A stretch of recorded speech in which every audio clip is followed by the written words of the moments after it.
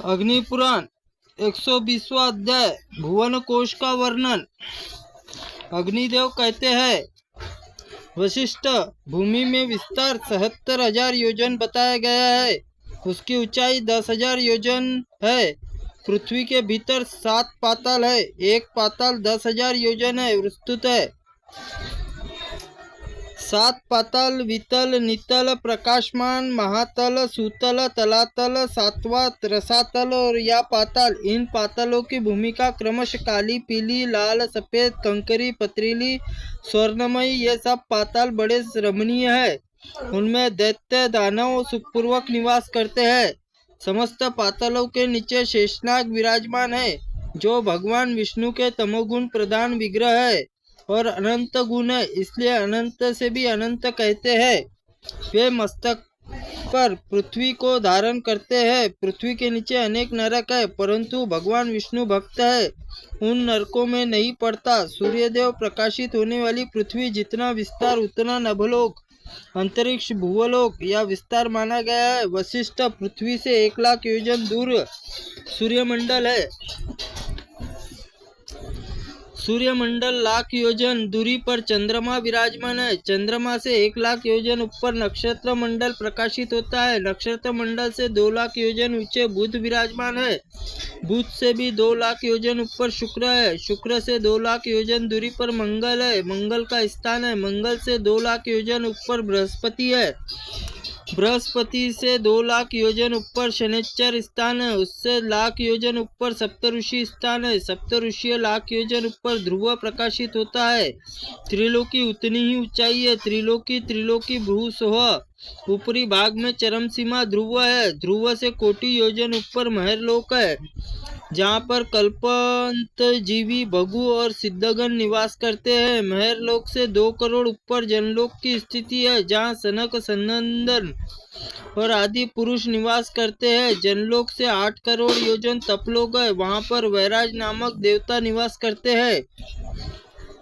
तपोलोक से 96 करोड़ योजन ऊपर सत्यलोक विराजमान है। सत्यलोक में मृत्यु अधीन न होने वाले पुण्यात्मा देवता, ऋषि, मुनि निवास करते हैं। उसी ब्रह्मलोक कहा जाता है, जहाँ पैरों से चलकर जाया जाता भूवलोक है। वह भूवलोक से सूर्यमंडल के बीच भूवर लोक है कहा गया है। सूर्यलोक के ऊपर ध्रुवलोक भाग स्वर्गलोक कहते हैं। उसका विस्तार 14,00,000 योजन है। यहीं पर त्रिलोक्य और अंडकटाह से घिरा हुआ विस्तृत ब्रह्मांड है। वहीं ब्रह्मांड क्रमशः जल, अग्नि, वायु और आकाश स्वरूप आवरणों से बाहर गिरा हुआ है। इन सब के ऊपर अहंकार आवरण है। यह जल आदि आवरण से उत्तरोक्त 10 गुने बड़े है। अहंकार स्वरूप आवरण महत्व तत्व आवरण से घिरा हुआ है। महामुने, अब ये सारे आवरण एक दूसरे से क्रमशः 10 गुने बड़े हैं। महत्व तत्व के आवृत्त को प्रदान करके प्रकृति स्थित और अनंत में, क्योंकि इसका कभी अंत नहीं होता, इसलिए उसे कोई संख्या अथवा माप नहीं है। मुने, वह संपूर्ण जगत का कारण है। उसी में अपरा प्रकृति कहते हैं। इसमें से ऐसे असंख्य ब्रह्मांड उत्पन्न हुए, जैसे काट में अग्नि, तिल और तेल रहता, उसी प्रकार प्रधान स्वयं प्रकाश चेतनात्मा, व्यापक और पुरुष विराजमान है। महामुने, अब संयंश्री, धर्मी, परस्पर संयुक्त प्रधान पुरुष संपूर्ण भूतों के आत्मभूता विष्णु शक्ति से आवृत्त है। महामुने, भगवान विष्णु की स्वरूपता भूता व शक्ति प्रकृति पुरुष के संयोग से वियोग के कारण है। उनकी सृष्टि उस समय भोक्ष के कारण बनती है, जैसे जल से संपर्क में वायु उसकी कर्णिकाओं से व्याप्त शीतलता को धारण करती है। उसी प्रकार भगवान विष्णु भी शक्ति की प्रकृति परम पुरुष जगत को धारण करती है। विष्णु शक्ति का आश्रय लेकर देवता आदि प्रकट होते हैं। वे भगवान विष्णु स्वयं ही साक्षात ब्रह्मा है, जिनमें इस संपूर्ण जगत की उत्पत्ति होती है। मुनि श्रेष्ठ, सूर्यदेव रथ का विस्तार 9 सहस्त्र योजन है तथा उस रथ का ईशांड्य हर्षा इससे दुगना बड़ा और 18,000 योजन है। उसका धुरा 1.5 करोड़ 7 लाख योजन लंबा है, जिसमें रथ का पहिया लगा हुआ है। उसमें प्रवाह, मध्याह्न, अपराह्न 3 नाभियां है। संतवत्सर, परिसंतवर, ईडात्वस्वर, अनुवत्सर, और वत्सर, ये 5 प्रकार के वर्ष है। उसमें 5 अरे है, 6 ऋतु है, उसकी 6 नेमियां है। उत्तर दक्षिण में 2 अनय है और उसके शरीर में ऐसे संवत्सर रथ चक्र संपूर्ण काल चक्र प्रतिष्ठित है। महामुने, भगवान सूर्य के रथ का दूसरा धुरा 45,500 योजन है लंबा है। दोनों धुरों में परिणाम तुल्य और उसके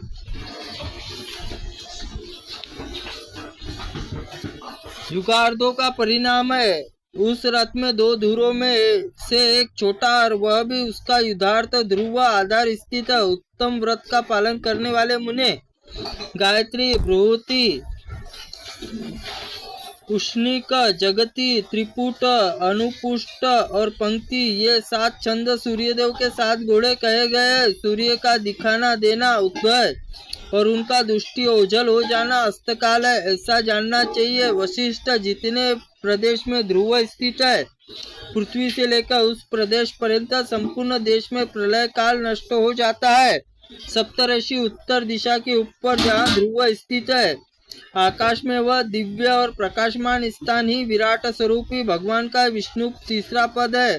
पुण्य और पाप के क्षीण हो जाने पर दोष रूपी पंख से पकड़ से रहित और संचय चित्त महात्माओं से ही परम उत्तम स्थान है। विष्णु पद ही गंगा का प्राकट्य हुआ है, जो स्मरण मात्र से संपूर्ण पापों को नाश करने वाली है। आकाश में शिशुमार ससु आकृति वाला तारों का समुद्र दिखाई देता जाता है, उसे भगवान विष्णु का स्वरूप जानना चाहिए। शिशु मार चक्र के पुच्छ भाग में ध्रुव की स्थिति है। वह ध्रुव घूमता हुआ चंद्रमा, सूर्य, ग्रहों को घुमाता भगवान सूर्य।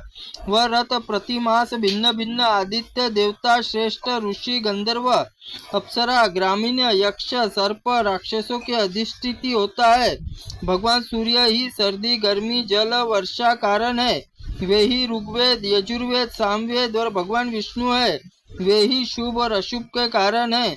चंद्रमा रथ 3 पहियों से युक्त है और उस रथ के बाएं दाएं और कुमुद कुसुम भांति श्वेत रंग के 10 घोड़े जुते हुए। उसी रथ में द्वारा चंद्रदेव नक्षत्र लोक विचरण करते हैं। 33,3333 देवता चंद्रमा अमृतमयी कलाओं का पान करते हैं। अमावस्या के दिन अमा नामक एक रश्मि कला और उसमें पितुगण चंद्रमा की बची हुई 2 कलाओं का एकमात्र अमृतमयी कला का पान करते हैं। चंद्रमा पुत्र भूत का रथ वायु और अग्नि द्रव्य से बना हुआ है। उसमें 8 शीर्षगामी घोड़े जुते हुए उस रथ को बुध आकाश विचरते करते हैं। शुक्र के रथ में 8 घोड़े जुते हुए हैं। मंगल रथ में उतने ही घोड़े जुते हुए हैं। बृहस्पति शनिचर में रथ में 8 घोड़ों से युक्त है। राहु और केतु के रथों में 8 घोड़े जुते हुए जाते हैं। विप्रवर, भगवान विष्णु शरीरभूत, जो जल और उसके पर्वत समुद्र आदि सहित कमल के समान आकाश वाली पृथ्वी और ग्रह नक्षत्र तीनों लोक में नदी, पर्वत, समुद्र, वन और सब भगवान विष्णु के स्वरूप है। जो नहीं है वह भगवान विष्णु के विज्ञान का विस्तार ही भगवान विष्णु है। विज्ञान के अतिरिक्त वस्तु सत्ता नहीं है। भगवान विष्णु ज्ञान स्वरूप ही है। वे ही परम पद है। मनुष्य वही करना चाहिए जिसे चित्त शुद्धि द्वारा विशुद्ध ज्ञान प्राप्त करके विष्णु स्वरूप हो जाए। सत्य व अनंत ज्ञान स्वरूप ब्रह्मा ही विष्णु है। इस भुवन कोश से प्रसंग पाठ करना व सुख स्वरूप परमात्मा पद को प्राप्त कर लेना है। अब ज्योतिषीय शास्त्र में विद्याओं का वर्णन करूंगा। उसमें विवेचित शुभ और अशुभ स्वामी कर्म भगवान हरि ही है। इस प्रकार महाअग्नि पुराण में भुवन कोश वर्णन नामक 120वां अध्याय संपूर्ण हुआ। त्रुटिपूर्ण वाक्य के लिए भगवंत आप हमें क्षमा करें। हम आपसे प्रार्थनीय। ओम अग्नि पुराणे नमः।